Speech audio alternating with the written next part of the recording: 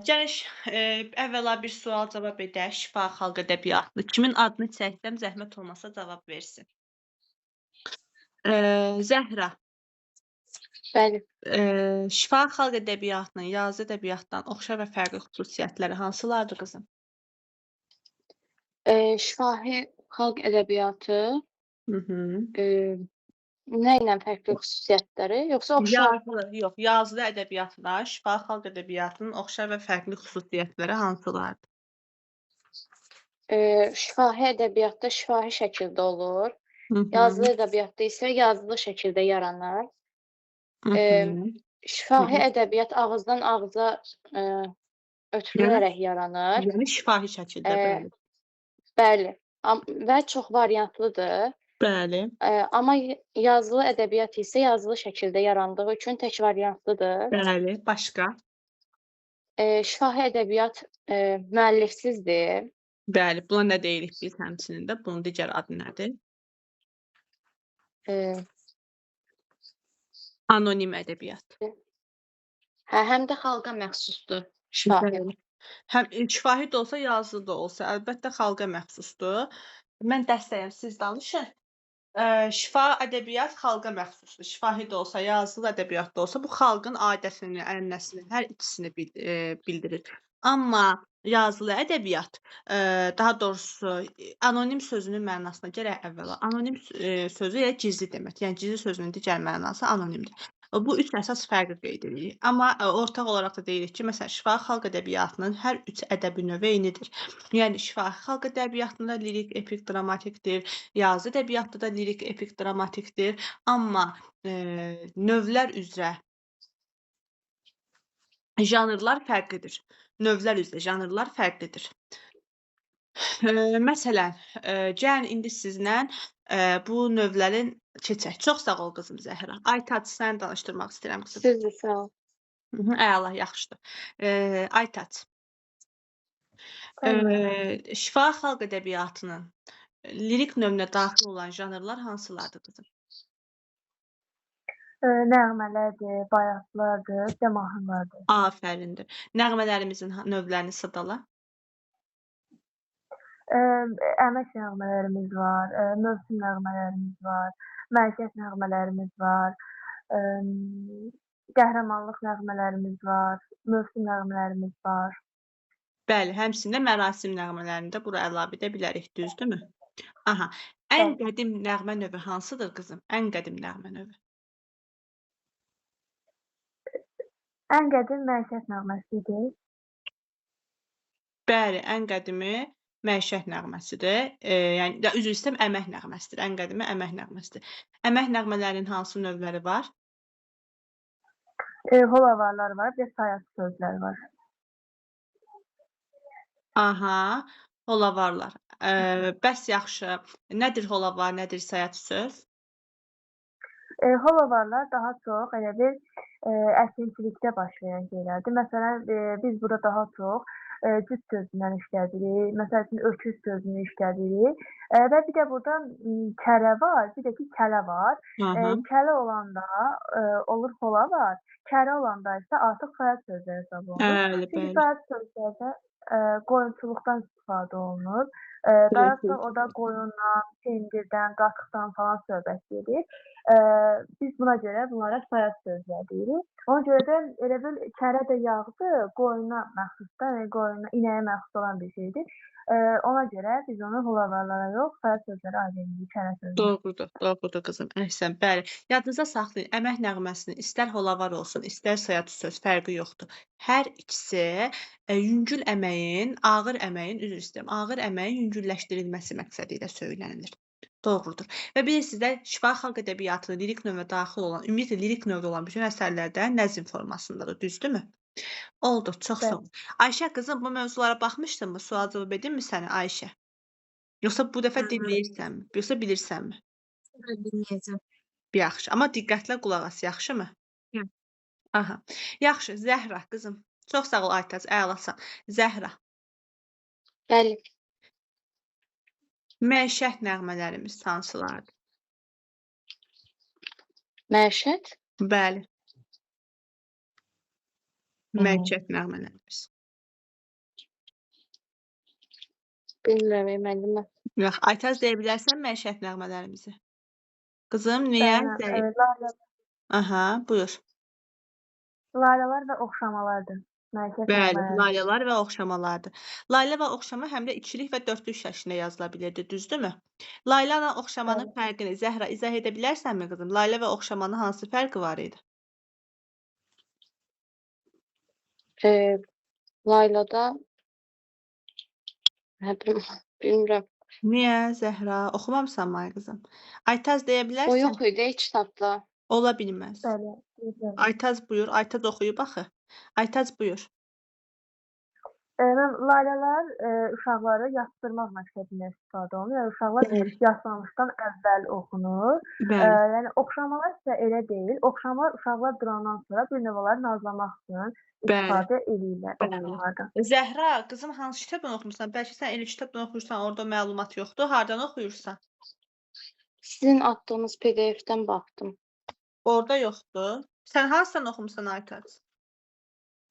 Mən e-maşında oxumuşdum da sizin qeydləriniz yazırdınız, mən də yazırdım o qeydləri. Bax, Oradan burada öyrəndim. məişət nəğmələrimiz var. Layla oxşama. Deyir ki, körpəsini yatırdan zaman söylənilən nəğmədir.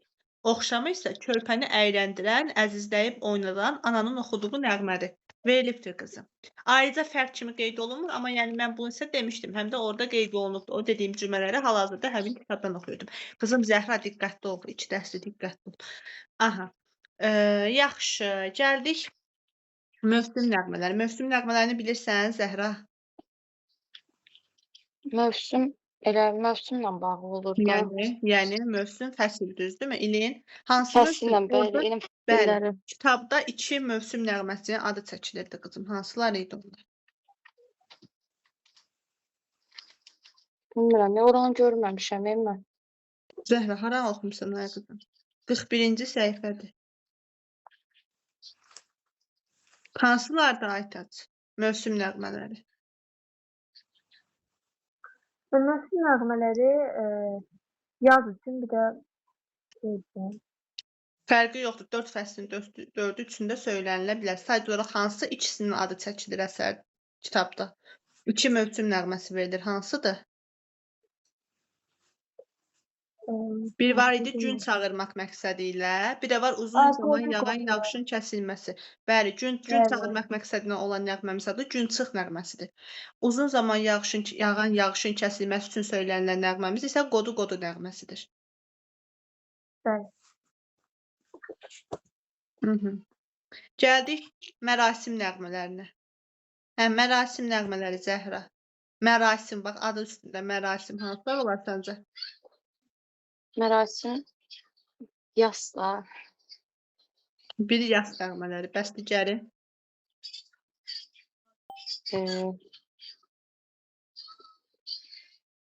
Başqa nə ola bilər?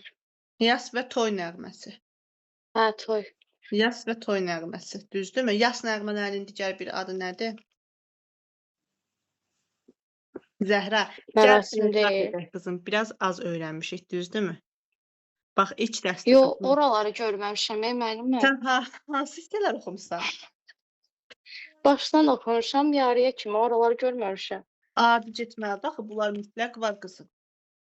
Mütləq var. Elə bildim, başqa mövzuya keçid edir, ona görə. Yox, başqa mövzu deyil. Həmin mövzunun ardı. Diqqət, gələn dəfəyə mütləq sual cavab edəcəm Zəhra gələn dərsəni. Yaxşı. Mənim bir dənə dəftərim var. Adı Nisiyə dəftəridir. Bu başdan deyirəm. Adı Nisiyə dəftəridir. Borclanmısan. Borcunu ödəyərsən. Yaxşı. Yazıram bura. Abdullazadə Zəhra.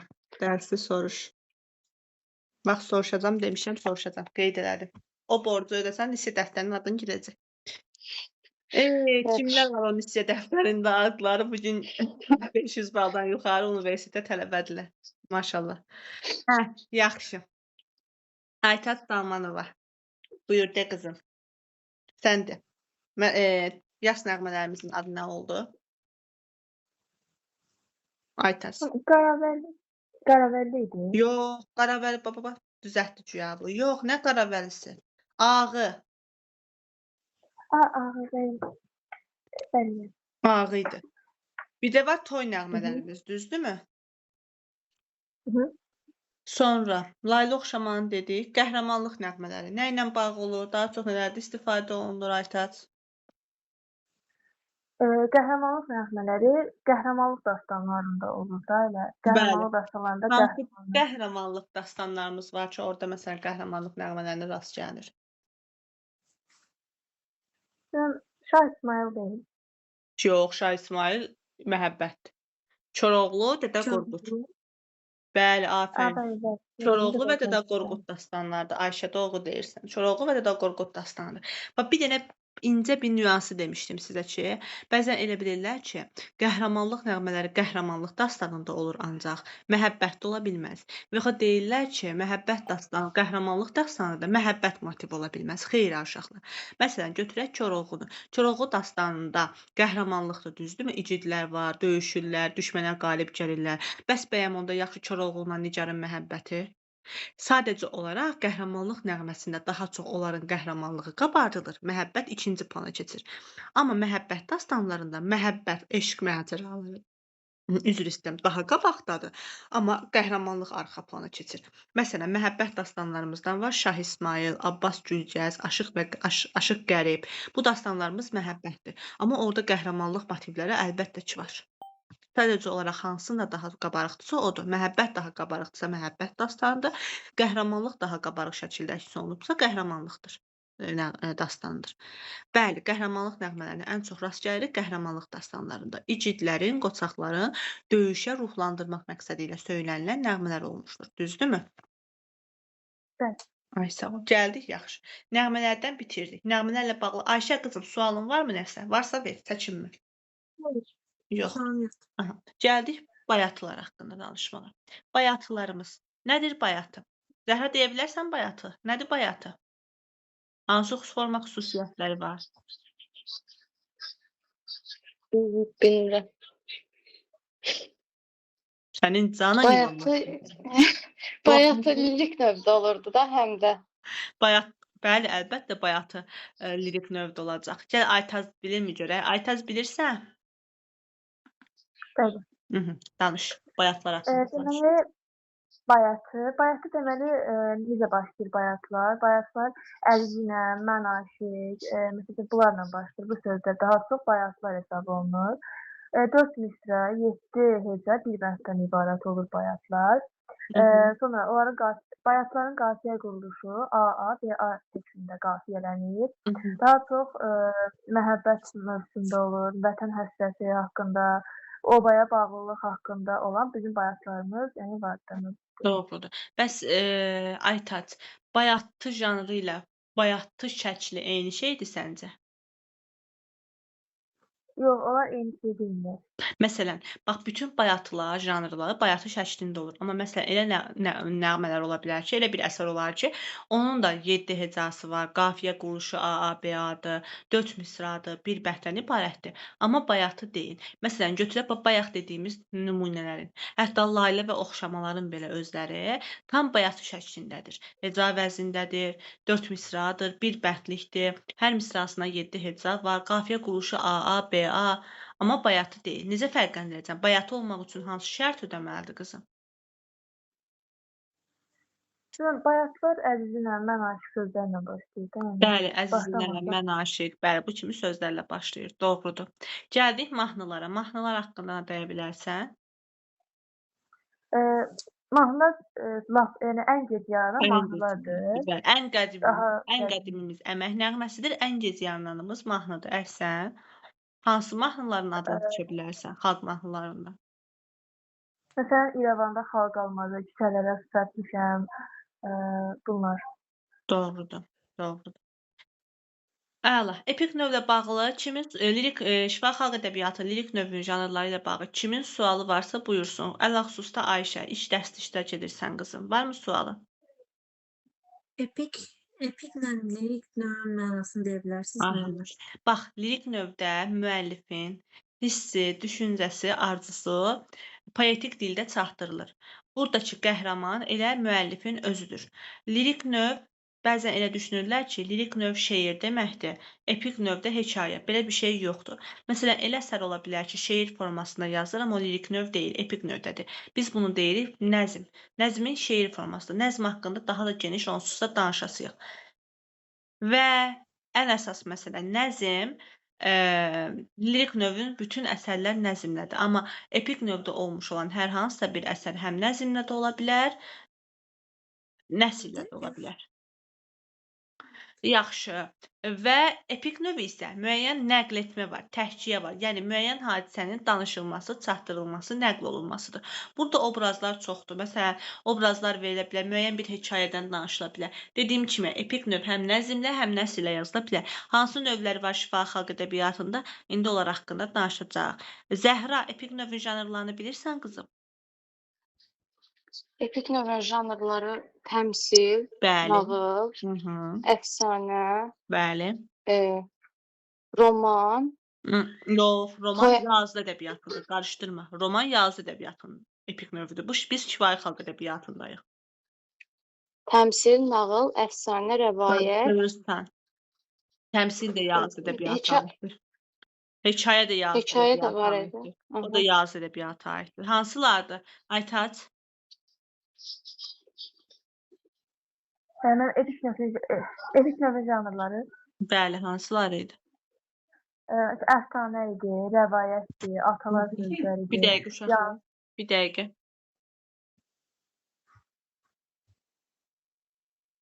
Hə, uşaqlar, eşidirsiniz? Səsim gəlir? Bəli. Aha, üzrlü sayın, vacib idi deyə dayandırdım. Məlumatda gəlməyəndə. Necə qızım? Bir dəqiqə getməliyəm, gəldim indi. Yaxşı. Baxın, əfsanə, rəvayət, lətifə, nağıl, yanılmaz, atalar sözü, məsəl və tapmaca. Bunlardır Zəhra. Sənin dediyin təmsildir, hekayədir, ondan sonra canım sənin desin romandır. Bax, bunlar epik növdür, amma yazılı ədəbiyyatın janrlarıdır. Biz şifahi xalq ədəbiyyatının janrlarından danışırıq. Dedim axı mən sizə hər üç ədəbi növ üzrə eynidir, amma janrları fərqlidir. İndi mən istəyirəm əfsanə və rəvayət haqqında mənə Aytaz məlumat versin. Əfsanə və rəvayət haqqında. Mən əfsanələr, demək hər ikisi nəsr şəklində yazılır. Hekayə kimi. Nəsr Bəli. hekayə demək, nəzm şeir deməkdir. Yəni, Əfsanələr real olmayan şeylərdir. Məsəl üçün, fantastik şəkildə göstərilir. Yəni real olmur. Məsəl üçün, yenə quş var idi. Təmənlər quşu əfsanəsi. O əfsanə idi. bəli. Yəni ki, onun belə olur ki, balalarına görə nə bilim, bir də dimdiyini vurur çaxmaq daşına, belə alovlanır, yanır, külədir. Yəni həqiqətdə olmayan bir şeylərə əfsanə deyilir. Bəli. Rəvayət Bir səhvini isə düzəldim real qızım olan bir dəqiqə. Dimdiyini çaxmaq daşına vurmur. Bunun qanadı qordan, qor od deməkdir. Qanadı qordan, yəni oddandır. Amma özü belə dimdiyi çaxmaq daşından və çaxmaq daşının od bir-birinə dəyəndə alovlanır. Və hər dəfə də bu quş balasını uçurtmaq istədiyi anda bu proses baş verir və o külə dönür. Yəni nəsil çoxalda bilmir və bu quş Qaf dağında yaşayır. Qaf da bizim bildiyimiz Qafqaz dağlarını nəzərdə tuturaq. Amma realda elə bir quş yaşamır ya da elə bir hadisə baş vermir. Bəli, doğrudur. Yaxşı. Amma rəvayət real tarixə, şəxsiyyətlərlə bağlı olan janr növüdür. Yaxşı. Bəs əfsanələrin məzmun baxımından hansı növləri var? əfsanə, zoologik əfsanələr Bəli. var, heyvanlar haqqında olan. Əhsən. Sonra Sonra kosmoqrafik kosmoqonik əfsanələr əfsanə var. Bəli, bu kosmoqonik əfsanələr nə ilə bağlıdır? daha çox elə göy cisimlərinə bağlı Göy olan cisimləri, əfsanələrə səma deyilir. cisimləri. Sizə ay əfsanəsini danışmışdım bir dəfə, düzdürmü? Aha, sonra Bəli. İkisi qaldı indi, hansıları onlar? etnonimik, Zoologik, toponomik var idi. Etnonimik əfsanələr necə Bəli. əfsanələrdir? Etnonim, etnomik daha çox etnonimlə bağlı olan əfsanələrdir də. xalq məişi adlarından bağlı, düzdür? Milliyyət. Bəs toponomik əfsanələr? Yer adları ilə bağlı Yer olan adları ilə əfsanələr. bağlı olan əfsanələrdir. Doğrudur. Bəli. O nədir ki, elə? Tam sözünü də deyə bilmirəm. Toponomik, torpaq sözündən yadda saxla o qızım. Yer haqqında, məsələn, var Qanlı Daş əfsanəsi. Qanlı Daş əfsanəsində necədir məsələ? Qanlı Daşda deyilir ki, niyə ora Qanlı Daş? Elə bir ərazi var, oranın adı Qanlı Daşdır. Niyə Qanlı Daşdır? Bununla bağlı reallığı əks etdirməyən bir hadisə danışılır. Ona görə deyilir toponomik.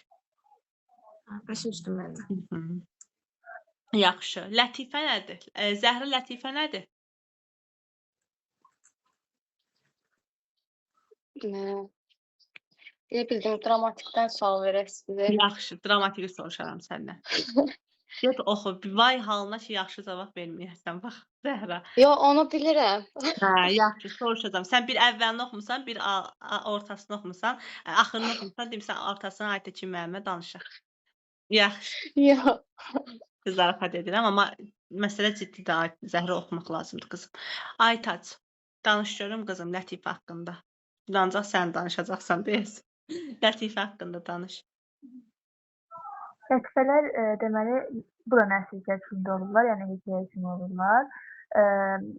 Lətifələr daha çox elə bir nəyisə haqqında Molla Nəsrəddin lətifələrimiz var bizim. Nəyisə haqqında lətifə kimi verirlər də. Məsəl üçün dava elə bir orada onun haqqında lətifələr qısa şəkildə olur lətifələr. Onlar da bir məsələn ondan örnək götürmək olur da. Məsələn elə bir ifadə var, Hikmətamiz ifadə kimi. İnsanlar onu oxuyandan sonra elə bir örnək Atalar götürürlər sözündən ondan. məsələ qarışdırdın Lətifə. Bir də danışıyorum. Lətifəni deyirəm. Atalar sözü məsələ demirəm. Lətifələr qısa şəkildə olurlar, nəsil şəklində olurlar. Başqa Molla Nəsrəddin lətifələrimiz var. Bir də Bəhlul Xanəndə haqqında lətifə var, düzdürmü? Bəli. Bir dənə onu Bir də deyirsən ki, lətifədə satira var, tənqid var. Yəni gülüş formasında həm satiranın iki növü də var, gülüşün iki növündən də istifadə olunur. Satirik gülüş, yumoristik gülüş. Yəni yumor gülüşü gülüşdür. Yəni güldürmək məqsədilə. Amma satirik gülüş deyəndə burada ha edib güldürük. Yəni o gülüşdən söhbət getmir. Satirik gülüş birini kəskin şəkildə tənqid deməkdir əslində. Sən ona tənqid edirsən. O satiradır, sarkazmdır onun ən mürəkkəb forması, belə deyim, ən tünd forması belə deyim. Amma dediyin o dediyim misal, hə, atalar sözü məsələdədir ki, məsəl bəli lətifənin sonluğu kimi çıxırdı. Düzdür. Elə atalar sözü məsəl demişkən danışırım atalar sözünün məsələdə. Ona dedi. Bir də bir şeydir. Mirzə Əkbər Sabir'in Oxutmuram əl çəkim var. Bu satiradır da orada. Bəli. Bəli, satiradır əlbəttə ki. O satiradır, əkinçi Deməli- qəzeti satiradır. Bəli, buyur. Tamam. Deməli atalar sözündən məsələlər. Bunlar həm nəsrlə ola bilərlər, həm də ki nəsrlə ola bilərlər. Deməli atalar sözünün bəs məsələlər necə fərqləndirə bilərik? Atalar sözləri elə bir deyəndə sözü başa düşmək olur ki, nəsə burada deyən kimi sözü başa düşürsən. Hə, Məsələn, yəni deyirsən ki, fikir bitkindir. Yəni o dəqiqə anlayırıq ki, bəli, Bəli. məsələn, iş insanın cövhəridir. Dost-dosta məsələn, dost-dosta təngələr və yaxud da yüz öz bir-bir, bəli. Amma məsələdə necədir məsələ?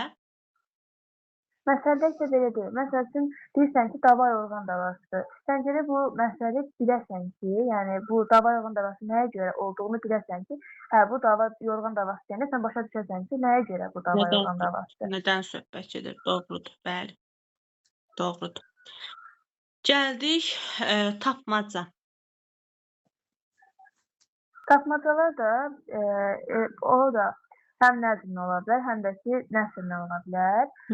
Tapmacalar da elə bil ki, nəsə tapmaca deyəndə gizli şəkildə, üstəötürü şəkildə nəyisə haqqında məlumat verirsən, elə bil. Sual verirsən, Tapmacanı qarşıya. hərfi O da sən mənada cavab başa düşmək mümkün deyil. Tapmacanı hərfi mənada başa Bəli. düşmək mümkün deyil. Tapmacanı başa düşməkdən ötürü məntiqi işə salmaq lazımdır. Yaxşı, tapmaca nəzmlə mi olur, nəsrlə mi olur qızım? Tapmacada həm nəzm, həm də ki Aferin. nəsr var. Bəli, Nəsr, axırda nəzm. yenə bu nəzm nəsrə qayıdacam. Doğrudur. Yaxşı. Yanıltmaz nədir? Yanıltmaz. Yanıltmazlar da ki, elə bil ki, insan danışanda yanıltmaz sayəsində, yəni insanın nitqi də düzəlir. Yanıltmazda daha çox ondan istifadə olunur da, insanın nitqi, yəni tez-tez deyəndə o yanıltmazı, insan elə bir dili düzəlir də, nəysə danışanda. Bəli, belə deyim, Danışıqlı bəli, danışıq problemi olan, keçirmə problemi olan uşaqlar üçün mükəmməl vasitəsidir. Bunu loqopedlər, defektoloqlar daha çox istifadə edirlər psixoloji mərkəzlərdə, xüsusi mərkəzlərdə və yanıltmazlar səs üzərində qurulubdur. Burada alliterasiya və assonans növbələşməsi var, yəni oxşar səsin təkrarlanması məsələsi var. Nəzmləmə olur, nəsilləmə olur qızım. Yanılmazlar həm nəzmlə, həm də ki, nəsillə olur. Bəli. Nağıl, qaldı nağıl. Nağıl haqqında da danışaq. Nağıl da nəsr formasında olur. Bəli. Nağıllar üç yerə bölünürlər. Heyvanlar haqqında nağıllar, sehirli nağıllar, bir dənə nağıl mənə qaldı. Deməli, sehirli nağıllar, heyvanlar haqqında nağıllar, bir də ki, onun adı nə idi? Eee, heyvanlar haqqında nağıllar, sehirli nağıllar, bir də mənşəh nağılları. Bəli, mənşəh nağılları. Heyvanlar haqqında deməli, sehirli nağıllarda şər qüvvə ilə elə bil qəhrəman dava eləyir və sonda da elə bil xeyir, şəri qalib gəlir də. Bəli. Şər qüvvələr orada olur. Şər Cin olur, qüvvələrdən cin mübarizə olur. üçün sehirli qüvvələrdən istifadə edir. Mənşəh nağılları nədir? Mənşəh nağıllarında elə danışıqdır. Yəni məsələn danışırlar da orada belə qarşılaşdırılır fikirlər, Mənşəh birbirləri ilə. nağılında baş qəhrəmanın başına gələn real hadisələrdən söhbət açılır. Nağıllarda ümumiyyətlə həmişə müsbət sonla bitir, yoxsa mənfi ilə bitə bilərmi? Nağıllar. Bitə bilər də mənə Yox. görə mənfi ilə. Nağıllar səhv yox. Nağıllar həmişə müsbət bitəcək. Yəni xeyrin şər üzərində qələbəsi mütləqdir. Yəni heç bir nağılda baş qəhrəman məğlub olmur, qalib gəlir. Tamam.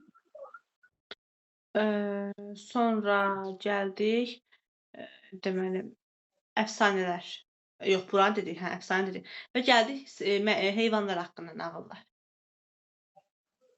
Heyvanlar haqqında nağıllar. Heyvanlar haqqında bəli. Heyvanlar haqqında nağıllarda da elə bil burada bir müsbət obrazda olan heyvanlar olur, bir də ki, mənfi obrazda olan heyvanlar da olur. Bəli, müsbət. Bir-birlərinə məsələn danışdırırlar bunları. Bəli. Müsbət və yaxud da düz deyirsən, mənfi ola bilər və iki yerə bölünür heyvanlar və heyvanlar üzərinə sanki əxlaqi mövzulara toxunulmuş olur. Bax, bunu uşaqlar müqayisə edə bilərik yazılı ədəbiyyatın epik növünə daxil olan təmsillə. Orada da heyvanlar xeyri və şəri təmsil etməklə iki yerə bölünür. Hə, fərqi nə deyəsə olsa, fərqi odur ki, biri şifahi xalq ədəbiyyatı nümunəsidir, biri yazı ədəbiyyatı nümunəsidir. Təmsil nəzm formasında ola bilər, şeir formasında, yəni amma hekayə, üzr istəyirəm, nağıl ola bilməz. Dedik ki, yalnız nəsillədir, düzdürmü? İndi bir dənə də sıqala mənə, əfsanə nəzmlədimi, nəsillədimi qızım? Əfsanə nəsillədir. Aha, yaxşı. Bəs rəvayət? Nəsildir. Nəsil. Lətifə? Lətifələr gedir. Ha, o da nəsillədir. Aha, nağıl? Nəsildir. Yanıltmac? Yanılmazlar həm nəzmli ola bilər, həm də ki, nəsilli ola bilər. Aha, tapmaca? Tapmacalar da həm nəzmli, həm də ki, nəsilli ola bilər. Aha, düzdür. Bəs atalar çözülməsə? Onlar da həm nəzmli, həm də ki, nəsilli ola bilər. Ay, sağ ol. Bir dənə də onun mərdinə hansıdır ki, əsərdə nəzm və nəsrin növbələşməsi var? Bu epik növün ən böyük janrı olan hansıdır ki, orada nəzmlə nəsrin növbələşməsi var? Sözlərlə məsələdir. Nəzm və nəsrin növbələşməsi. Məsələn, əsərin içində biraz nəzmləndi, biraz nəsrləndi. Sonra yenə biraz nəzmləndi, biraz nəsrlədi. Bu hansındadır? Dastan. Epik növün ən bax, əsər nəzmlə yazılır və yaxud qulaq asın. Əsər nəzmlə yazılır və yaxud da əsər nəsrlə yazılır. Bu tam başqa bir şeydir. Bir əsərin nəzm və yaxud nəsrin növbələşməsi başqa bir şeydir. Məsələn, bir əsər nəzmlə yazılırsa, sona qədər nəzmləndir. Və yaxud da bir əsər nəsrdirsə, məsələn, nağılın ortası əvvəl nəsrlə başlayırsa, sonunda nəsrdir. Bir də var ki, nəzmlə nəsri növbələşilir. Gah ondan, gah bundan. Və belə olanda biz buna deyirik ki, növbələşmə. Buna da adlanır dastan. Dastan da şifahi xalq ədəbiyyatının epik növünün ən böyük janrıdır.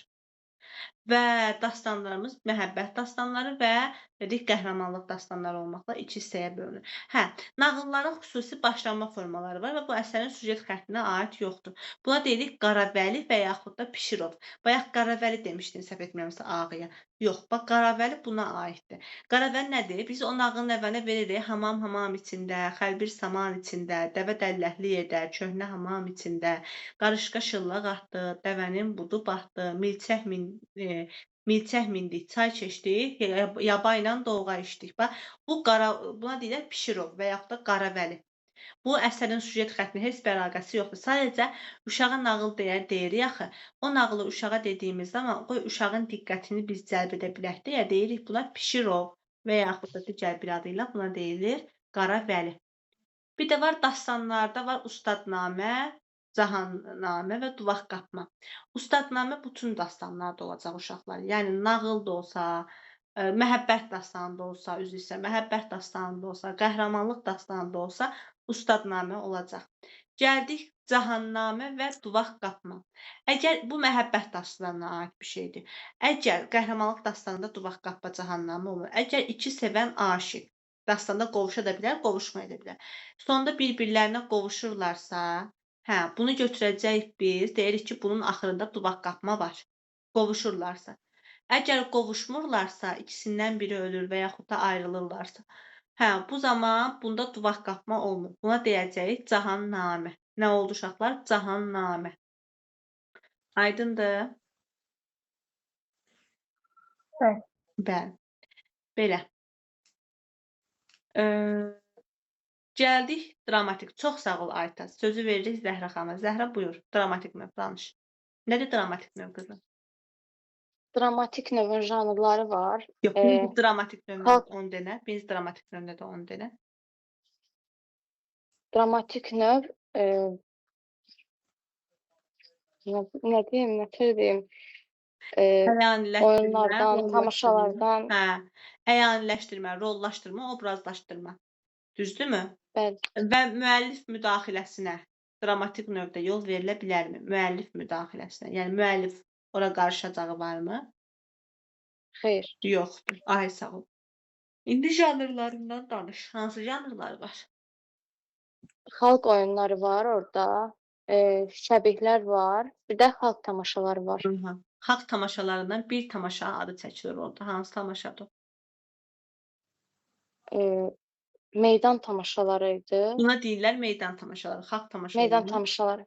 Çünki meydanın Bəli. ortasında təşkil olunurdu. Ona görə buna deyiblər meydan tamaşası. Amma bir dənəsinin adı çəkilir orada. Hansı tamaşadır o?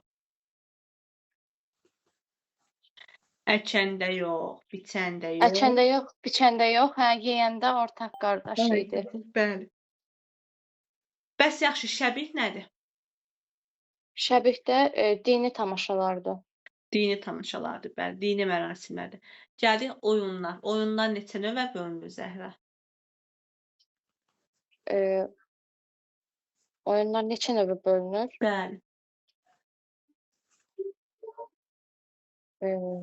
2 yerə ayrılır.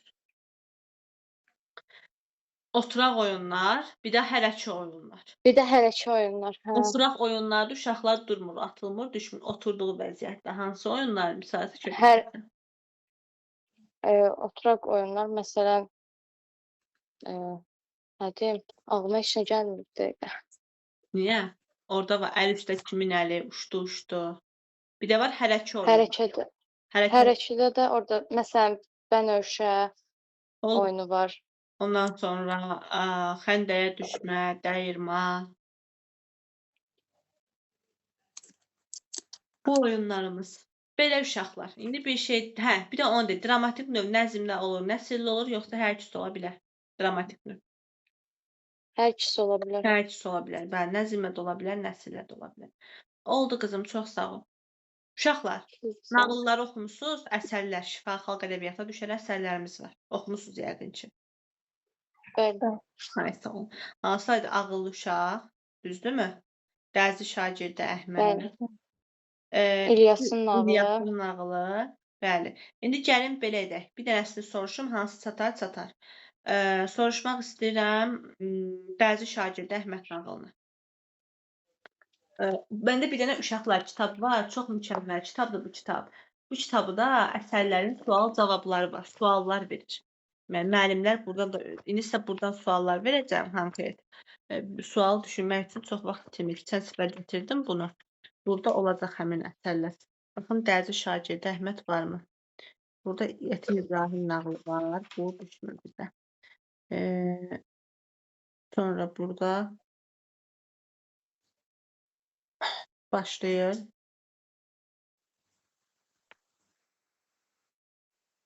Əfsanələr var. Burada ağıllı uşaqdan sual var. Gəlin ağıllı uşaqdan danışın. Ağıllı uşaq nağılının ənənəvi girişlə başlayırmı? Yəni dediyim kimi əvvəldə Pişirov varmı uşaqlar ağıllı uşaq nağılında? Yoxsa yox idi? Nə var idi? Bayaq dediyim Qaravəli, Pişirov o cür nümunə ilə mi başlayırdı ağıllı uşaq nağılı, yoxsa birbaşa nağıldan mı danışır? Biri var Birbaşa idi, nağıl. biri yox idi. Deyir, elə başlayır. Bəli, deməli ənənəvi girişlə başlayır, düzdür? Bəli. Aha. Xan, şəhərə bitişik olan kəndi Zəhra cavab versin. Xan, niyə görə şəhərə bitişik olan kəndi xilas edə bilmirdi ay Zəhra? Niyə görə xilas edə bilmirdi? Daha doğrusu Çünki nə? orada Aha. dünya görmüş ağıllı qocalar var idi. Bəli, ona görə doğrudur. Ağsaqqallar hansı tədbirlə aradan götürmək istəyirdilər? Necə aldadırlar oradakı ağsaqqallar? Zindana atmaq istəyirlər. Yox, nə deyirlər orada? Necə aldadırlar? Şahın adamları gəlir, xanın adamları gəlir. Bir şeyi yadda saxlayın. Ağıllı uşaq nağılında şah obrazı yoxdur. Ağıllı uşaq nağılında vəzir obrazı da yoxdur. Xan var və xanın məsləhətçisi var. Buna diqqət yetirin. Qocaları saraya çağıraraq, düzdür Zəhra? Qocaları çağırır, nə deyir? Nə deyir Aytac orada qocaları çağırır? Sən deyir ki, padişah qara düşür, kömək Dedim axı, lazımdır. Yəni İncə dedim axı, qulaq as. İncə dedim axı, orada şah padişah deyil, xandır. Xan den onu. Aha. bəli. Elə bir xan hər hansısa bir məsələdə sizdən kömək istəyir. Bir günlük, yəni sizin köməyinizə ehtiyacı var.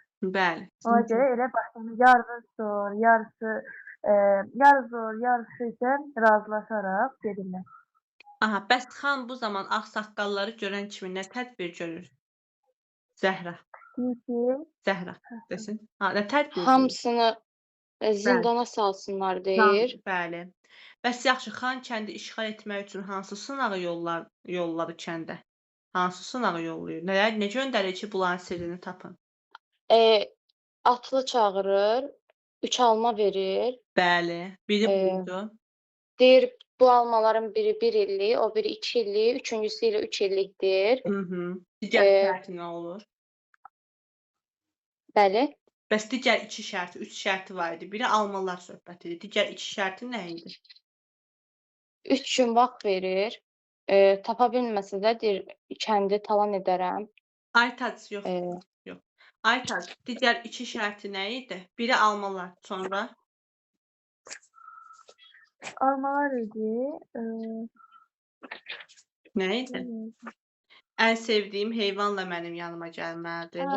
Həm də boyca məndən hündür olsun dedi. Bəli, mən ona aşağıdan yuxarı baxım, düzdürmü?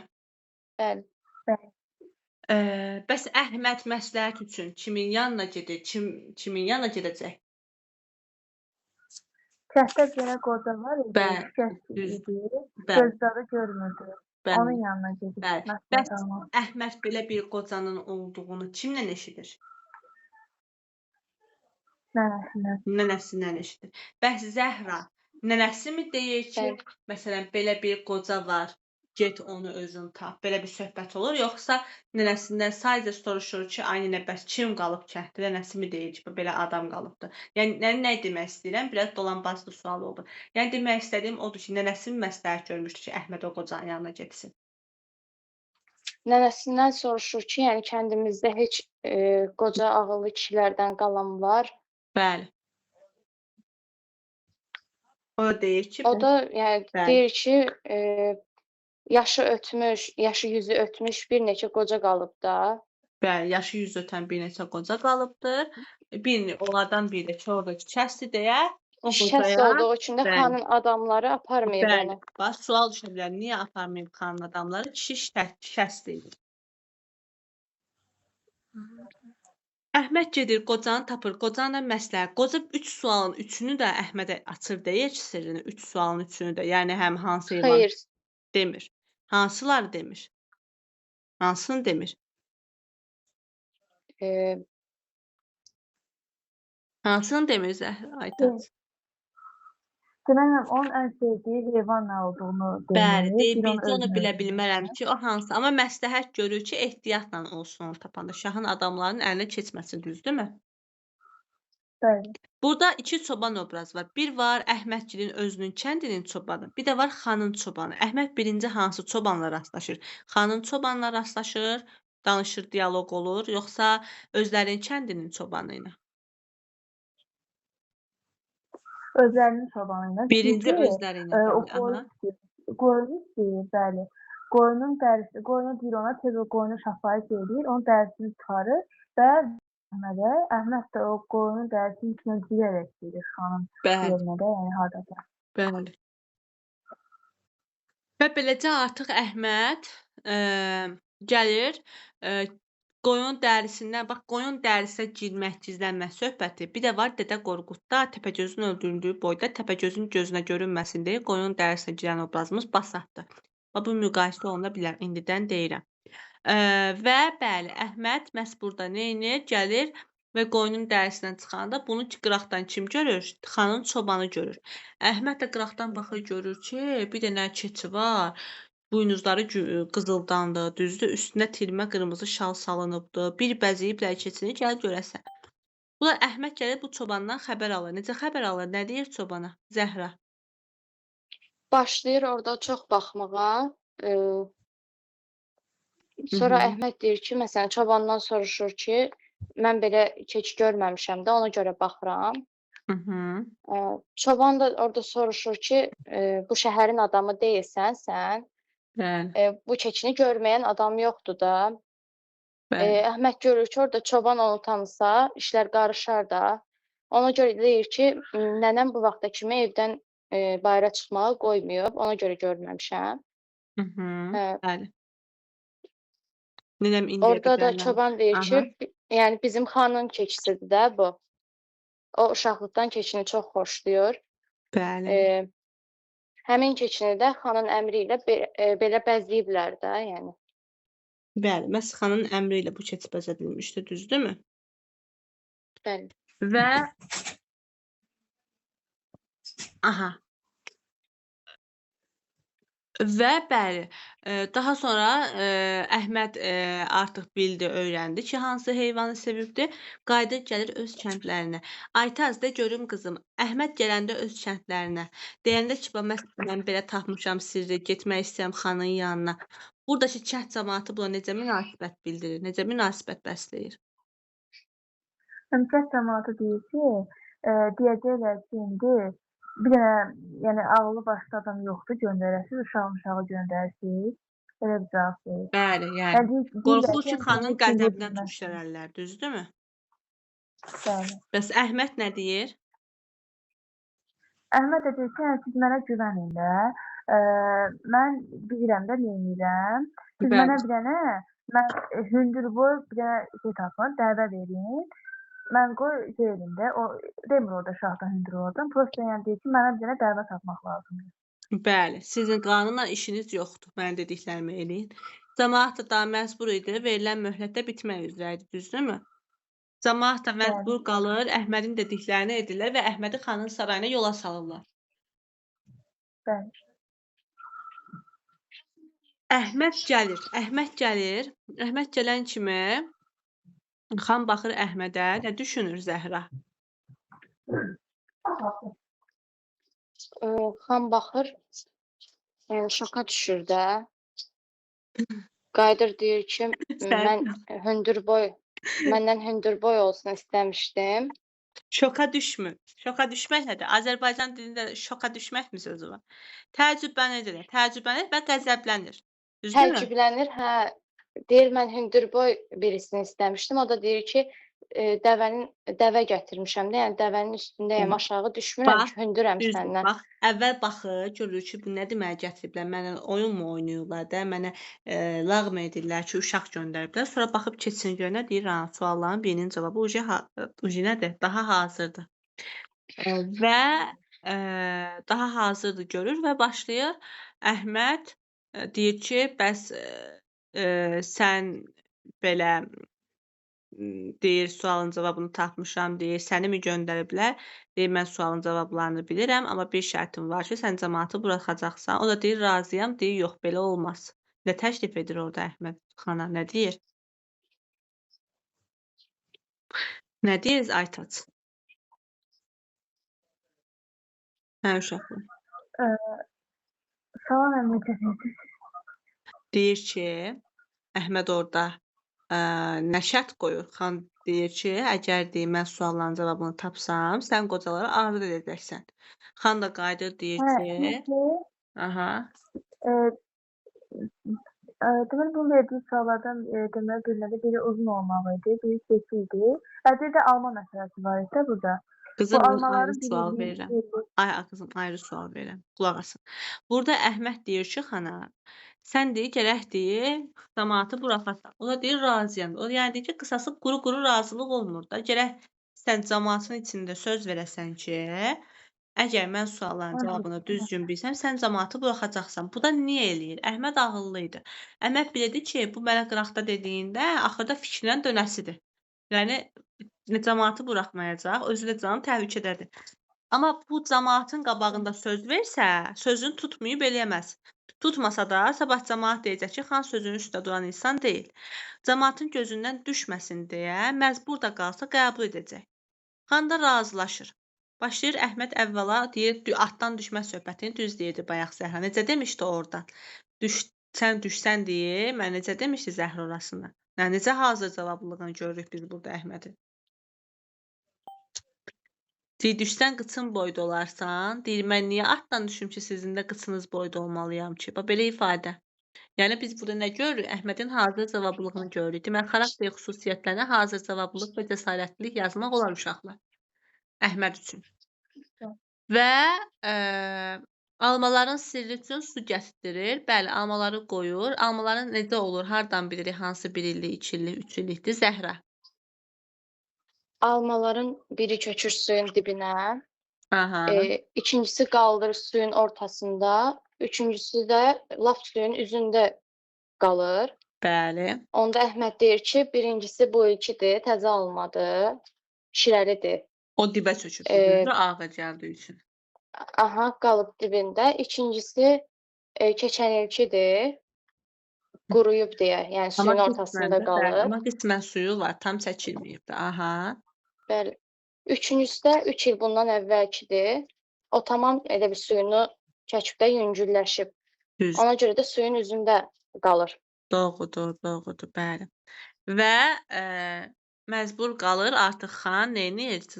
Zindandakıları buraxır. Həm zindandaşlar azad olur, həm də Əhmədə alqış deyirlər. Belə bir nağıldır. Uşaqlar, Bəli. nağılın forma xüsusiyyətlərinə danışsaq, nağıldır, nəsil ilə yazılır, epik növün janrıdır, süjet xətti var, obrazlar var.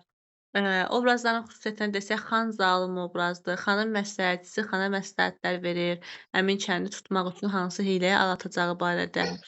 Və yaxud da burada Əhməddən danışası olsaq, deyirik, Əhməd hazır cavabdır, cəsarətlidir, qorxmazdır, eyni zamanda ağıllıdır, düzdürmü? Bunları deyə bilərik. Oldu uşaqlar, gəldik indi sizlə dərzi şagirdə Əhməd nağılını danışmağa. Hadisələr harda baş verir? Hansı şəhərdə baş verir? Dərzi şagirdə Əhməddə. Aytaç, hansı şəhərdə baş verir hadisələr? İsfahanda baş verir. Burada Abbas var, düzdür? Şahımızın adı Abbasdır. Bəs vəzirimizin adı nədir? Allah verdi xandır, düzdür. Şah Abbas bir gün nə qərarına gəlir? Vəzirinə hansı təklif irəli sürür? İki dərvişini basaraq çıxaq, belə baxaq görək də, yəni kənddə vəziyyət nə yerdə? Nə yerdədir? Qoy cəmaət bilsin. Bəs burada gəlirlər meydana. Kim söz verir ki, deyir ki, axşam mütləq qonağım olsunlar, başqasına söz verməsinlər? Zəhra. Bilmirəm. Yaxşı. Aytac. Mən burada Əhmədə deyir. Əhməd də gedir, şey deyir də, ustasına gedir deyir. Deyir ki, burada deyirlər ki, 2 dənə, yəni deyir başqasına dil verməklə, burada 2 dənə dərviş var. Yox, 2 dənə dərvişi var. Onları Əhməd Şagirdinə, ustası deyir ki, şagird. Bəli. Əhməd ustası deyir ki, bəli, get onlara. sən get onlara denən ki, bu axşam bizim qonağımızdır. Bəli, başqasına söz verməsinlər, bu axşam bizim qonağımızdır. Onlar da razılaşırlar. Bir də biz burada Abbasın xüsusi bir istedadının olduğu qeyd olunur. Hansı istedadı var idi Abbasın? Şah Abbasın. Şah Abbasın hansı istedadı var? Bəli. Gözəl avazı var imiş, düzdür? Yəni gözəl səsi var idi, avazı, gözəl avazı bəli. var idi. Və gizlədik ki, Abbasla vəziri Allahverdi xan gəlirlər, düzdürmü? Bəli. Gəlirlər, qayıdırlar. Daha doğrusu gəlirlər bunların evinə. Və Əhməd nə etmişdi burada, Aytac? Əhməd də elə bil ustasının yanında, yəni orada iş görürdü. İş görə-görə belə yuxlayıb yatmışdı. Bəli. Kim onu ayıqdan qəzəblənən ki, nə yatırsan? Usta deyir ki, Bəli. ayaq cinəndə niyə yatırsan? Qonaqlarımız Bəli. gəlib. Bəs nə deyir bunun qarşılığında Əhməd? Əhməd də deyir ki, usta sən məni niyə oyatdın yuxudan? Mən yatmışdım, mən yaxşı bir yuxu görürdüm. Bəli, yəni işi 1 saat sonra da görə bilərdi. Mən bəs yuxu Bəli. görürdüm. Onlar da qayıdıb deyirlər, nə yuxu? Əhməd ölür, danışmır yuxu. Nə qədər eləyirlər, yuxunu danışmır. Düzdürmü? Bəli. Yuxunu danışmır. Bəli. Və daha sonra buna qəzəblənən şah nə edir? Zəhra deyə bilərsən bu hissələr qızım, yoxsa Aytazdan mı soruşum? Bilirsən bu əsəri? Zindana salır o. Bəli, döydürür, əvvəl yaxşı bir döydürür və sonra zindana salır. Və Bəli. döyülən müddətdə Əhməddən dınq səs belə çıxmır. Yəni biz onun dözümlü olduğunu görürük. Hansı zindana salınmışdı Zəhra? Bilmirəm. Şahın xüsusi zindanına salınmışdı. Şahın xüsusi zindanına. Və bu zindanda onun qızı Pəri Sultanın otağına nə idi? Bitişi idi, düzdürmü? Pəri Sultan Hə. nə müşahidə edir?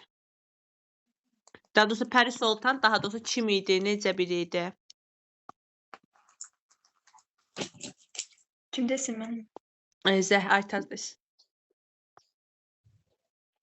Kim? Aytac. Tamam. Deməli Pəri Sultan Şah Abbasın qızı idi.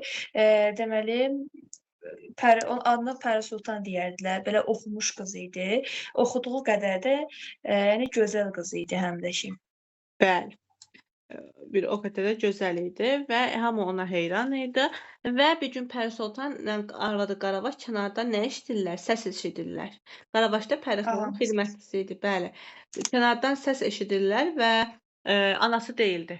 Xidmətçisidir. Qaravaş xidmətçisidir, onun anası deyil. Və səs eşidirlər və Pəri Sultan soruşur ki, deyir, bəs bu nə səsdir? Nə deyir bəs burada xidmətçi? Qaravaş. Xidmətçi deyir ki, Aha. Şah Abbas bir dənə şey gətirib, elə bil bir dənə oğlanı zindana saldırıb. Elə bil ki, Yusifdi qəbirdən çıxıb. Ay son. Baxın burada Yusif peyğəmbər. Neçə yaşında olduğu deyilir bəs? 18-19 yaşlarında olduğu 19 deyilir. yaşında. Elə bir Yusif də qəbirdən çıxıb. Yusif peyğəmbərə bənzədilmə burada boşu-boşuna deyil. Demək bizim bu Əhmədimiz belə sifətli uşaq idi da, yəni ona görə də onun Yusifə bənzər. Yusif peyğəmbər də çox üzü nurlu bir peyğəmbər olubdu. Yəni hamı bunu bu cür bilir və Yusif peyğəmbər quyu söhbətini bilirsiniz. Yəni peyğəmbər Yusifə bənzədilir. Yusif peyğəmbərdən söhbət gedir. Və bizim ədəbiyyatımızda uşaqlar peyğəmbərə, Yusif peyğəmbərə bənzədilən əsərlər var. Məsələn, mən sizə nümunə olaraq deyə bilərəm elə Heydər Babaya Salam poemasını, Şəhriyarın. Daha sonraki dərslərdə də bu. Çox sonraki dərslərdə artıq yeni dövrdə Şəhriyar. Orada nə qeyd olunur? Deyir, necə idi orada məsələ? Orada var ki, Yusif peyğəmbəri özünə, Yaqub peyğəmbər isə Heydər babanın dağına bənzədir. Dağın adı da Heydər baba. Yəni ədəbiyyatımızda uşaqlar peyğəmbərlərə bənzədilən, tarixi şəxsiyyətlərə bənzədilən əsərlər çoxdur. Aydındır? Bəli. Aha. Və bəli, Qaravaş da deyir ki, bu dəqiqə gedib öyrənərəm. Düzdürmü? Gedib Zindanbanı çağırırlar. Zindanbana deyirlər ki, bəs belə. Zindanban nə deyir ona? Zindanban da deyir ki, Pəri Sultana, deyir ki, istəyirsinizsə zəhmət çəkib özünüz gedin baxın, ya da ki, mən özüm gedib ondan bir söz alaram, sonra gəlib sizə deyərəm. Aha. Bəli. Pəri O zaman Sultan da Pəri Sultana deyir deyir ki, hı. bəli. Elə Pəri yaxşı Sultan da olur. deyir ki, Aha. elə bura gəlmişkən, qoy elə gedim özüm soruşum. Bəli, elə özüm öyrənsinlər. Baş üstə deyir, qapını açıb, bunlar girirlər içəri. Bunlar içəri girəndə Əhməd görür bunlar nəyə bənzədir? Görür ki, elə bil şey gəlir də, belə çox gözəl bir insan gəlir. Necə deyim? Yox, insan görmür. Görür ki, elə bil ki, aydır 14 günlük bədirlənmiş aydır, cüt Nazənin sənəm gəlir. O şəkildə görünür gözlərində. Mesela bunlar Bəli. orada baxırlar, yarasını sağaldırlar. Düzdürmü? Bəli. Digər bir tərəfdən Əhmədə yaxşı baxırlar. Yəni ümumilikdə Əhmədə çox yaxşı baxırlar. Və Əhməd yavaş-yavaş daha sağalmağa doğru gedir və hətta burada qeyd olunur ki, Pəri Sultan bu Əhmədi görməzdən, hələ Qaravaşın sözlərini eşidəndə aşiq olmuşdu. Amma Əhməd isə Pəri Sultanı görür, daha sonra aşiq olur. Düzdürmü? Bəli. Ay sağ ol. Və indi bunlar burada olsun. Danışaq nədən? Frənk padşahı. Kim idi Frənk padşahı? Niyə hücuma keçmişdi? Deməli, Zəhra. Müəllimə, mən deyəsən səhv nağıl oxumuşam mən. Nə oxumusan? Kitabda tapmadım orada, atmış sizə şifahi xalq ədəbiyyatı. Hə. Orada tapmadım, girdim internetdən yazdım, başqa nağıl oxumuşam mən. Eyni addadır, amma fərqlidir. Yox, diqqətli ol. Yaxşı, Aytət, sən danış qızım. Frənk padşahı elə bil ki, Pəri Sultana elçi gəlmişdi, yəni Frənk padşahı. Bəli, Frənk əvvəl elçisini göndərir. Amma Bəli, bunlar vəzir gec rədd cavabı verirlər və deyir ki, əgər verməsən qızı, düzdürmü? Nədən? Bəli. Sürgünlə hədələyir, düzdürmü? Bəli. Bəli. Verməsən, mən səni məhv edəndə ölkəni, yəni məhv edərəm, deyir. Və belə dediyi təqdirdə də nə baş verir? Bunlar məclis yığılır. Məclisdə Allahverdi xanın fikirləri hamı tərəfindən alqışlanır. Allahverdi xan orada hansı fikir irəli sürmüşdü? Allahverdi xan hansı fikirləri sürmüşdü? Bəli. Allahverdi xan deyəsən demişdi ki, birlikdə fikirləşib, deyir ki, ya biz qızı gələ verməyək onlara. Bəli. Ölsək ölərik də, yəni evi yox, ya bizə verən Allah, ya da ki, onlara verən Allah. Namussuz yaşamaqdan elə ölmək yaxşıdır, düzdürmü? Hamı da Allahverdi xan neyini burada alqışlayır. Biz Allahverdi xanın müsbət tərəflərini çox müşahidə edirik bu əsərdə. Düzdürmü? Yaxşı. Daha sonra nə baş verir bəs? Daha sonra isə bir Frənk padşahı eləyir. Onlar üçün qabaqlarına bir sual qoyur. Onlara deyir ki, bu da desən alma idi da, alma verir, 3 dənə alma göndərir. Deyir ki, bu almalardan biri iniş ilki, biri bu ilki, biri iniş ilki, biri də ki, bildiricidir. Bunlara əgər tapa bilsiniz, yəni gəlməyəcək də sizin qızlarınızın. Amma tapa bilməzsiniz, 7 ilin baş xəracı ilə gətirib verməlisiniz. 7 ilin baş xəracı ilə pul zad verməlisiniz bizə. Qızı da bizə verməlisiniz. Qızı göndərməlisiniz bizə. Yox, mənim alma deyil idi. Yadıma düşdü. 40 nəfər adam olur, 40 nəfər adam. Deyir ki, bunlardan 20'si qızdır, 20'si oğlan.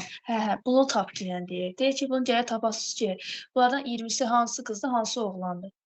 Bəli. Doğrudur. Bəs Əhməd burada neynir? Hansı yola əl atır? Orada su hazırlayır, düzdürmü? Bəli. və sual Bəli, özü deyir ki, hazırlayır. bəli. Bəli. Və daha sonra nə baş verir? Və əl suyunu deyir ki, əl suyunu özüm hazırlayacağam. Və başlayır, yəni özü hazırlayır bu suyu. Sonra deyir ki, indi onlar qonaq gəlirlər də bunlara. Bir yerdə yığılırlar. İndi deyir ki, başlayır onların əlinə su tökməyə. Su tökə-tökə elə bil qız olanlar əllərini çəkirlər, oğlanlar isə əllərini çəkmirlər. Və belə gedə-gedə axıra çıxır. Aytac, Olğanın əllərini çəkməməsi nə ilə əlaqələndirilir? Yəni onlar cəsarətlidirlər də. Yox, bu özümə necə idi o? Bəli, onu deyə bilərsən, bəli. Və daha sonra indi hadisələri danışılır, söhbətləri gedilir, düzdürmü? Uşaqlar. Bəli. Yaxşı. Bundan sonra Əhməd sualların cavabını tapır və burada neyniyir? Bax, qabıl suyunu özü hazırlayır istilik dərəcəsinə. Birinci Allahverdi xanım, yəni şahın vəziri suyu əlinə atır, amma həya etdiyindən, utandığından suyu çölə yəni atmadı. Düzdürmü? Bəli. Aha. Bəs yaxşı, sonra ikinci olaraq isə nə varır? İkinci olaraq isə burada Əhməd sualın cavabını indi dedi axı. Desə belə, daha doğrusu sualın cavabını verir da. Daha sonra Allahverdi xanım qoydu sağ tərəfdə, hökmdarın vəziri sol tərəfdə. Həkim ki, belə deyim,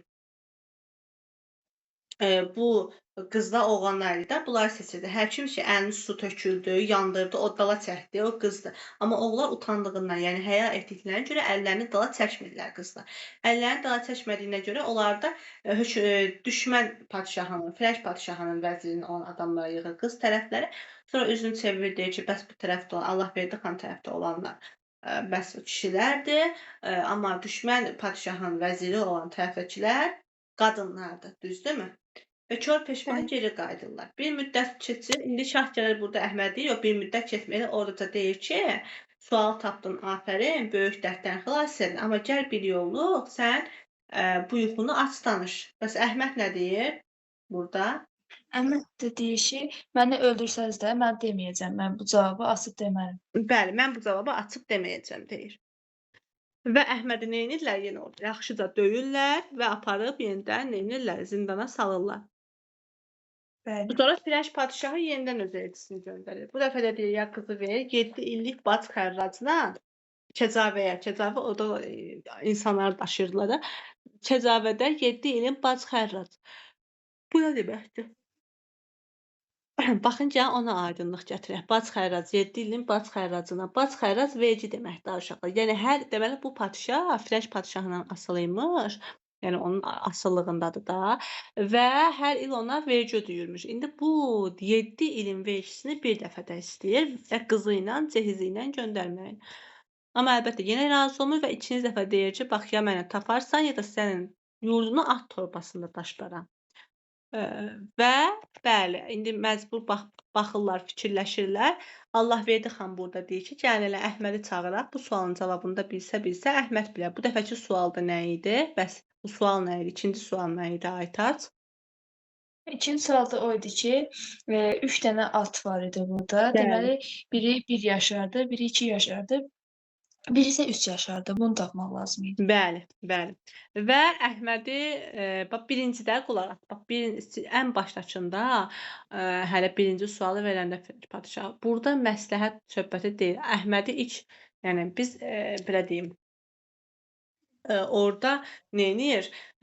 Məsləhət eləyir də, düzdürmü?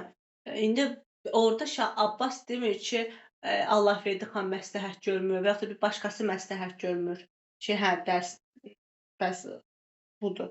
Amma burada məsləhət görmə məsələsi var da, bilirsiniz. O məsələ necə idi? Burada amma vəzir Allahverdi xan məsləhət görür ki, bəs belə Abbas var, başqa adam nə edirik axtarmağa? Elə Abbası gətirək. İndi ardından danış Aytac. Sonra Deməli, bu at məsələsini deyir. Əhmədi gətirirlər. Əhmədi gətirəndən sonra Əhməd də deyir ki, əgər siz qızınızı mənimlə kəbinimi kəsdirsəniz, ondan sonra mən Bəli. onsuz da bunu sizə Aha, açacağam. bax, Yəni onu bu demədik. məsələni. Birinci sualı birbaşa cavabını açıb demirdi orada qız oğlanın sirrini. Birinci deyir ki, bizim nişan mərasimimiz olsun, şərt qoyur. Abbas da yarı razı, yarı narazı nişan mərasimi keçirir. Pəri Sultan şərbəti içilər. Ondan sonra sualın cavablarını tapmışdı. Burada da eyni ilə. Əvvəl deyir ki, nikahımız kəsdirilsin, sonra sualın cavablarını. Məcbur qalırlar, nikah kəsdirirlər. Qız tərəfdən kim iştirak edirdi, oğlan tərəfdən kim idi Abbas? Ə, Hə. Oğlan qız tərəfdən elə padşahdır. Hə, Padşah Abbasın Allah özüydü. verdi. Bəli. Özü idi, bəli. Allahverdi Qız xan da tərəf Allahverdi xan da oğlan tərəfdən idi. bəli, Allahverdi xan da oğlan tərəfdən idi, düzdür. Və daha sonra nə baş verir? Allahverdi xan idi və bəli, başlayır sualın cavabını verməyə. Bu sualın cavabını necə tapır? Deyir ki, siz gərək meydan qurdurasınız. Hı. Meydana mən sizin meydanda orada cavablayacağam sualı.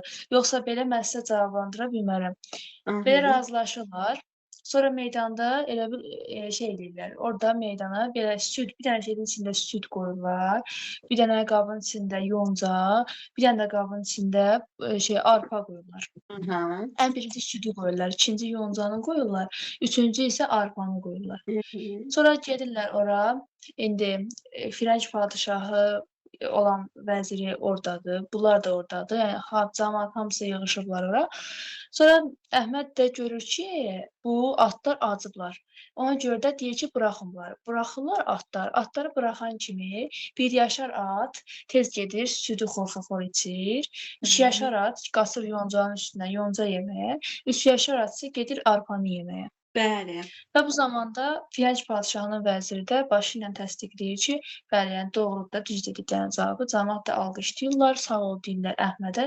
Hər kəs gedir sonra evlərinə. Bəli, tamamilə doğrudur, bəli. Və yenə Əhmədi bu dəfə də zindana salırlar. Evə getmir Əhməd, yenə zindana gedir. Bu dəfə də xəbər çıxır ki, kim gəlir? Bu dəfə də xəbər çıxır. Yenə Firənc padşahı vəziri Bəli. gəlir. Yenə də sualla gəlir. Yenə baş xəracını istəyir. Bəli. Və cəmaət artıq burada narazılığını bildirəcək. Məsələn, indi gəlin baxaq. Gələcək indi birazdan, düzdür? İndi o hissələrdə nə baş verir? Yaxşı, gələk indi o hissələrə. Üçüncü dəfə də yenə gəlir, düzdürmü?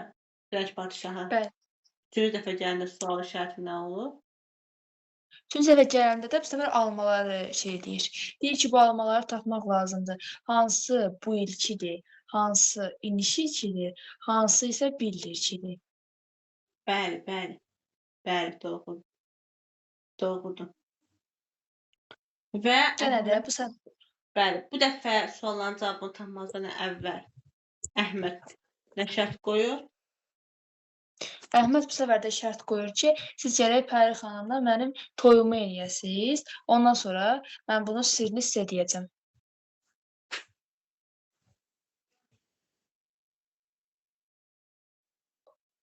Danışın. Bəli, danış. İnternet getmişdi bir anlıq, danış. Tamam. Deməli deyir ki, yəni Pəri xanımla gərək mənim toyumu eləyəsiniz. Ondan sonra mən sizə bu sirri deyim. Padşah da Orada elə olmur. onsuz da qabaqcadan vəziri ilə danışır. Aytaz, orada elə olmur. Əvvəl hələ Əhmədi bura gətirməzdən əvvəl Şah Abbasa deyirlər ki, bəs sualları gətirmişdi da. Necə edəkdik? Bilsə bunu Əhməd biləcək. Bu dəfə də deyir Əhmədi gətirsə, Əhməd deyəcək ki, toyumuzu elə. Mən də deyir Şah Abbas bir kasıba qızımı verə bilmərəm. Bu zaman Allahverdi xan qadir deyir ki, ay Şah, nə danışırsan? Əhməd üçün birindən evlənmək, qohum olmaq, nəinki insana baş aşağılıq, əksinə baş ucalığı gətirər. Və Abbas da Allahverdi xanın bu sözünü bəyənir. Deyir, düz deyir, sana özü razı olmasa belə deyir, qızımı özüm deyir, ona verəcəm deyir. Və bəli, Əhməd gəlirlər, bunların toyu olur. Bax, həmin günün sualların cavabını demir. 40 gün keçir aradan və 41-ci gün hamı meydana yığılır, düzdürmü? Əhməd yenə, buradakı Əhməd də bilir almaların sirrini, çox uzatmayaq. 1 illik, 2 illik eyni qaydanla tapır almaları. Və hamı əhsən deyir və artıq Firənc padşahı da əlini tamamilə üzüb gedir. Və beləcə Əhməd xilas etmiş olur cəmaatı. Daha sonra bunlar evləndikdən sonra, düzdürmü? Bunlar bir otaqdaydılar. Əhmədlə Pəri Soltan. Əhməd oturmuşdu Pəri Soltanın qabağında, dizinin üstünə qoymuşdu başını və bu zaman içəri kim girir? Qəfildən. Padşah Abbas. girir də içəri. Bəli, Şah Abbasın Şah Abbas. özü girir. Şah Abbas girir və Şah Abbas girəndə deyir ki, bəs tez həya eləyir, utanır, qız keçir pərdənin arxasına. O da qızını da oradan çıxarır, bunlarla görüşür, qucaqlaşır və nağılda burada xoş sonluğuna bitir. Gördünüz uşaqlar, belə. Kimin nəsə qaranlıq məqamı qaldısa buyursun. Xeyr. Əla. Yox. Amma sonda artıq yuxusunu açır. Bəli. Əfsanələrə gələk uşaqlar. Məsələn, orada bizim əfsanələrimizdən Xan Saray. Xan Saray əfsanəsi. Zəhra bilirsən qızım Xan Saray əfsanəsini? Bəli. Aha, danış. Bu əfsanəni sən danışma. Qısaca deyim. Bəli. Xan gedir ustanın yanına, deyir mənə gözəl saray tik də, yəni. Bəli. Elə bir saray O da ki, bunun tayı bərabəri gözəlliyi olmasın. olmasın. Bəli. O da tikir, sonra gəlir xan deyir ki, yəni bundan da gözəlini eləyə bilərsən. Bəli. O da deyir eləyə bilərəm. O da qəzəblənir, əlini kəsir. Ki, Bəli. yəni eləyərdin. Bəli. Bundan da bəli. gözəlini eləyərdin. Heç kimdə olmazdı da.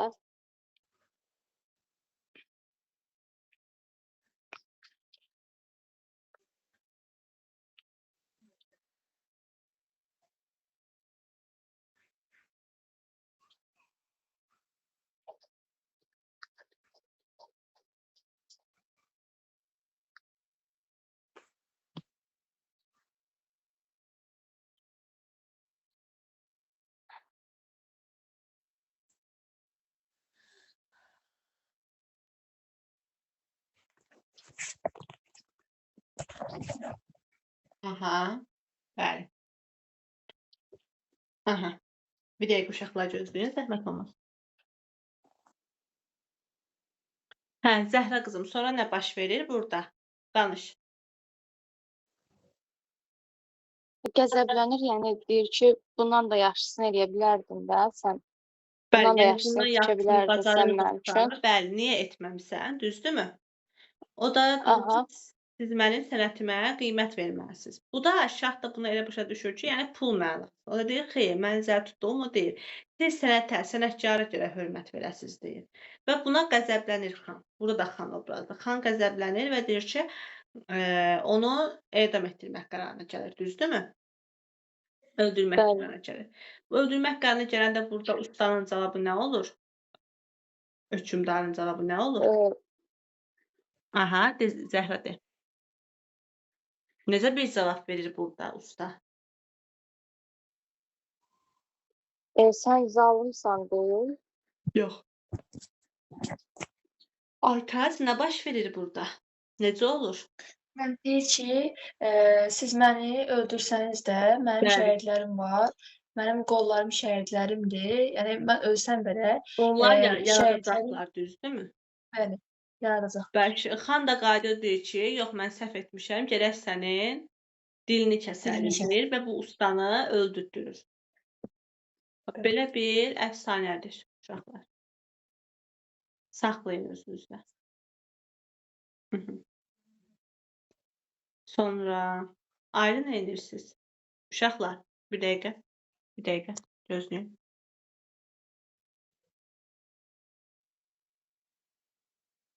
Hə uşaqlar, indi gəlin baxaq biz orada əsərdə Qədxan qəddardır, düzdürmü? Usta isə cəsarətlidir, qorxmazdır, deyə bilərik, düzdür? Əsər hansı janrdadır Aytac? Əsər əfsanə janrındadır. Bəli, əfsanədə, çünki Xan Sarayında ya elə bir xan olmayıbdır, ya usta olmayıbdır ki, elə bir hadisə baş vermiş olsun, düzdürmü? Bəli. Gəldik Cahagah əfsanəsi. Cahagah əfsanəsini sən danış, qızım. Deməli, Tarici əfsanəsində, deməli, orada bir dənə alim var idi. Alim belə çox savadlı bir alim idi. Onun səs sorağı belə ölkənin hökmdarlarına falan gedib çatmışdı. Bəli. Sonra bir dənə orada hökmdar olur.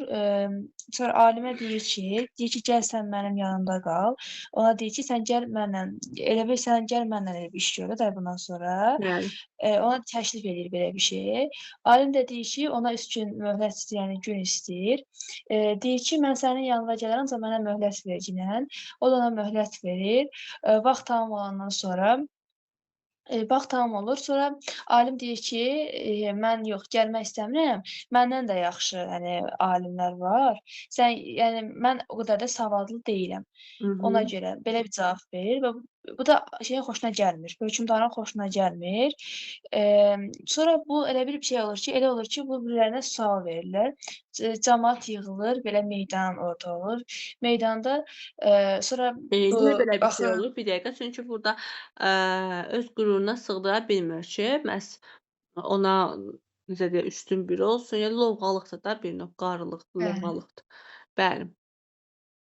Deyir ki, hökmdar deyir ki, camaatın içində, yəni meydanda deyir, ona sual verəcək. Deyir ki, mənim vəzirim sənin üçün suallar hazırlayıb. Sən əgər bu suallara düzgün cavab verə bilirsən, onda alimliyi Bəli. sübut eləyə Nə idi bilərsən. burada əsas məqsədləri? Onu yoxlamaq idi, yoxsa necə? Əsas məqsədləri nə idi burada?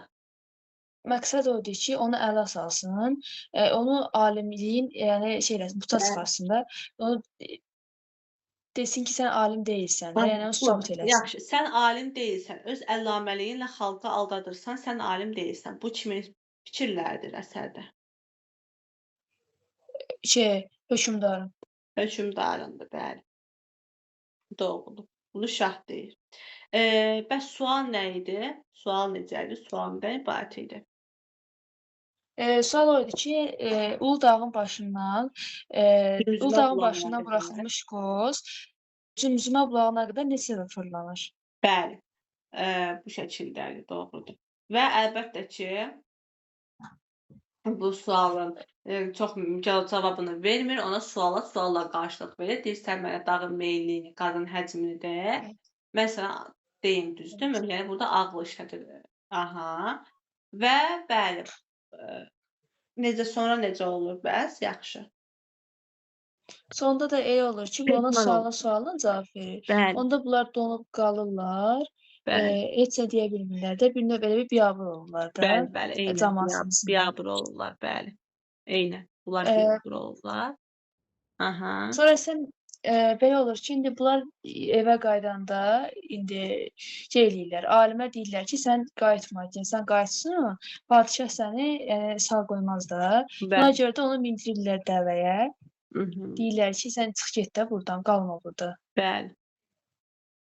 Və bu da gedəndə belə bir şey eləyir, o dəvəni sürən adama deyir ki, mən burada bir şey eləmək istəyirəm, bu zınqırovların yerini dəyişdirmək istəyirəm, ona icazə istəyir. O da verir icazəni, deyir ki, elə. Və bu da elə dəyişdirəndə o zınqırovların yerini. Bu daldan gedən, bu həqiqətən də bu şahın adamları düşürlər sonra bunların dalınca. Dalınca düşəndə bu zınqırovlardan çıxan məlahətli səs vasitəsilə bunlar yatıb qalırlar. Bu yatırlar da elə bir qəşəng məlahətli səs çıxır bundan.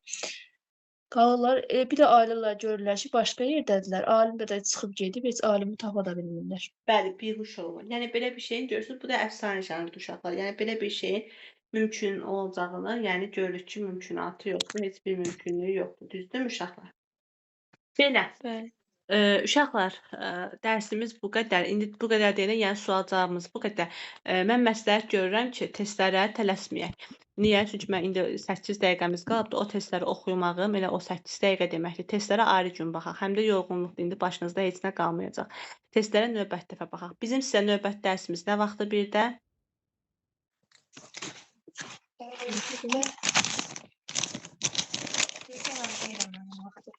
Necə? Üçüncü gün 15:00, 5-ci gün 17:00. Vaxt dəyişmirsə məncə budur. Aha, bəli. Ən axırıncı vaxt odur. Bəli və növbəti dərsdə aşağı testlərə baxacağıq inşallah, yaxşımı? Bəli. Testlərə Yaxşı. baxacaq. Yeni mövzuda verəcəm. Yeni mövzuda nə verəcəm sizə? Hə, bir də deyə bilərsiniz, mənim orada İlyas var idi. Onlar niyə soruşmadınız? Uşaqlar deyirlər ki, bu əsərlər ola bilsin çox böyük ehtimal 4 ildən bir düşəcək. Ona görə də yəni düşməmə ehtimalı çox böyük deyə soruşmuram. Bəli, bunlar idi. Bunların testlərini də işləmisiniz sizdə. Boş dayanmayın. Ona görə də gələn dərsə sizə nə verəcəm? Sizə vermək istəyirəm. Boş dayanmayın. Dədə Qorqudu vermək istəyirəm. Verəcəm. Dədə Qorqudun orada Salur Qazan evinin yağmalandığı, Təpəgözün öldürüldüyü, bir də Uruzun dustaq olduğu. Bunları oxuyarsınız, yaxşımı? Bu 3 dənə boydur. Bunlar oxunacaq. Qrupda yazarsınız, olar müəllimə. Olar, yazaram. Biz həs kimi ataram, olar. O əsərləri oxuyarsınız. Onları soruşacaq. Bir də dastan, Dədə Qorqud, kitab Dədə Qorqud haqqında geniş məlumat var. Onlara da baxarsınız. Oldu mu? Əminə qrupda səs vasitəsilə tapşırıqlar yerində falan deyirsiniz, zəhmət olmasın, səciyyət olmasın. Oldu, yaxşı. Oldu, deyərəm. Belə uşaqlar, indi nəsə sözünüz, sualınız varsa buyurun. İstəyirsiniz bir 6 dəqiqənin də dərs yekunlaşdırmışam, yəqin yorğun olarsınız. Yəni sözünüz, sualınız varsa buyurun. Mənim Xeyr. yoxdur. Zəhra qızım, bax Nisiyə dəftərində adım var, borcunu verərsən. Yaxşı. Gələn dəfə yaxşı hazırlaşarsan. Oldu mu? Yaxşı. Oldu. Yəni Aykə qızım, sənin aydın oldu mövzu az çox? Aydın oldu müəllimə. Aha, yer dərsində yerə yaqın sizə məlum oldu. Lap yaxşı. Oldu uşaqlar, sağ olun da görüşərik. Sağ olun. Sağ olun. Sağ olun.